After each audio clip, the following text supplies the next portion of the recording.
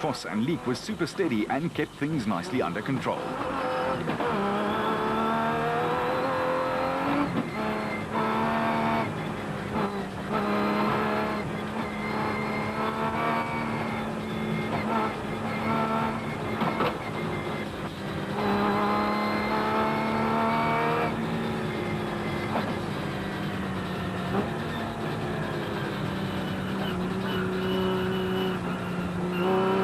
The Weichharts were also super steady, and it slipped past the BB Auto team in their Nissan to lead in Class D, a jump of almost 25 places.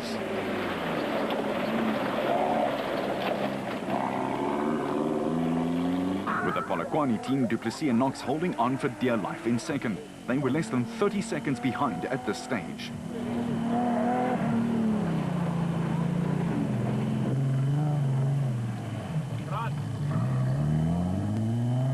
Class E leader Pekema and Santoro had even less breathing space, as they were only 28 seconds ahead of their nearest pursuers. And in Class S, Schilling and Davies had finally taken the lead in the Plastotech Raceco. Despite hitting a donga and injuring his back, Richard was back in front.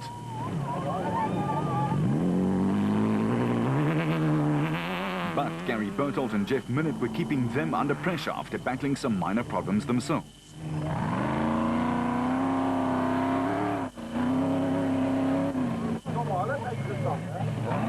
The dust was almost unbearable at times and made vision a guessing game.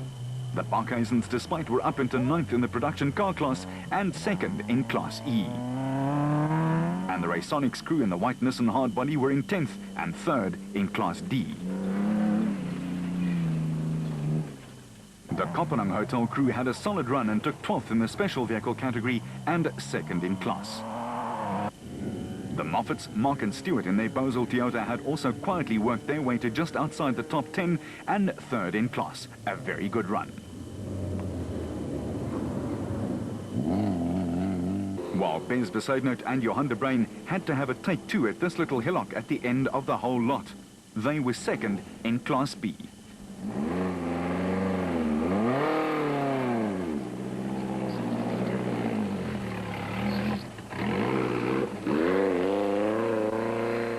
No such thing was necessary for their nearest challenger, Gil Nel and Sandra Labuschagne, who took their Luke ATE Zarko Truggy through to 15th in the specials and 3rd in class.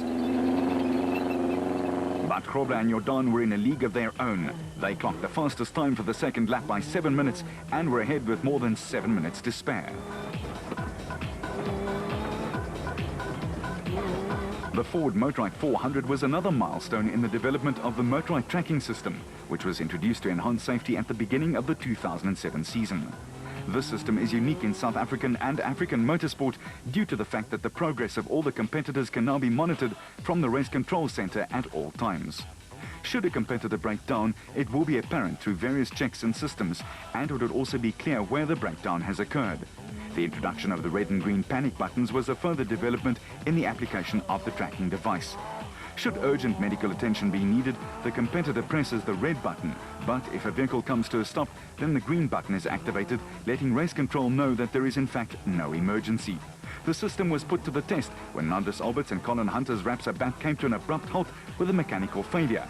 The coordinates of the car was plotted and help was at the scene within 12 minutes of the actual stop. At the line though, Grobler and Jordan only needed hands for applause as they won handsomely in 7 hours and 21 minutes. They had a victory margin of more than 12 minutes, a sterling drive, and one of the finishes of the season for the burly man and his trusty navigator. Hutchison and Bergman were just 3 minutes behind and comfortably won the special vehicle battle after conserving on the first lap, a strategy that paid off. Grobler put himself back in the running for the championship. It gives us a chance again on the championship. The car was just excellent today, but, the team is so professional, and the car was so good. It's so nice to just drive a car like this, and the navigator was on top form today. So, there's nothing better than a win. And, of course, the modest man had nothing to do with it. Hutchison, on the other hand, knew exactly what he needed to do. We actually left the pits right behind him, a few seconds behind him, and we needed to get past him because we had Colin Matthews behind us, and on corrected time we needed to get 2 minutes ahead of him. and we couldn't pass Hannes, and we knew we needed to make a gap, so we were under a lot of pressure early on, but we could catch him, we couldn't pass him. I mean, to pass this man in the bush, it doesn't matter how rough it is, he's really good at what he does, you know. But as we were running, Hannes was doing good time, so we stuck behind him, and eventually we got the gap we needed. And then unfortunately, I think Matthews had a problem, so we never needed that gap anymore. But we did push to the end. I mean, the last little decontrol, were 40-something seconds behind him, but to catch him is easy, but to pass him wasn't possible. Matthews did indeed have a problem, but he and Smith still brought it home for a fine second place, almost 6 minutes back.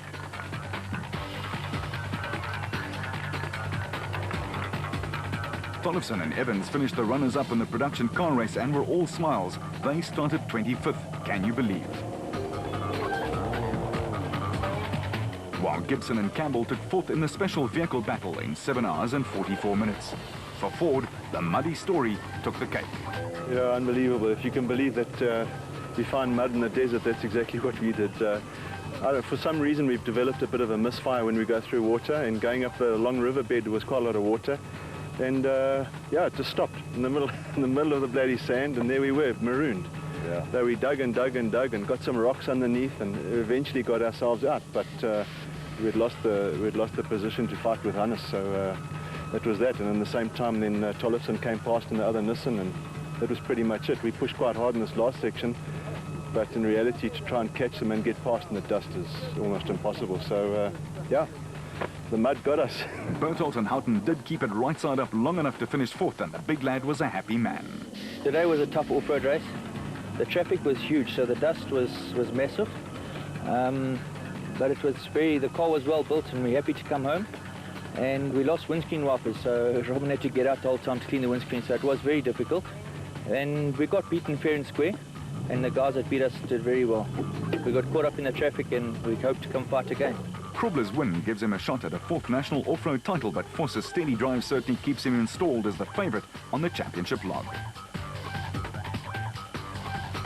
With Hutchison's win, he closes the gap, but the Harpers seem to have it all sewn up. Or is there another kink in this year's Special Vehicle Championship tail?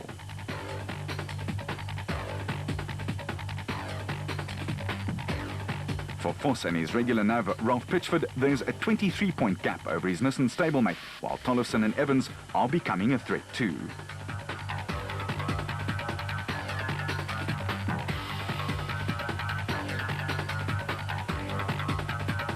And in the specials, the father and son have a 15-point breather over Hutchison and Bergman, with Gibson and Campbell too far back to challenge. It's going to come down to the last 2 races in both categories. Until then, you keep it on the road, we'll keep it off-road.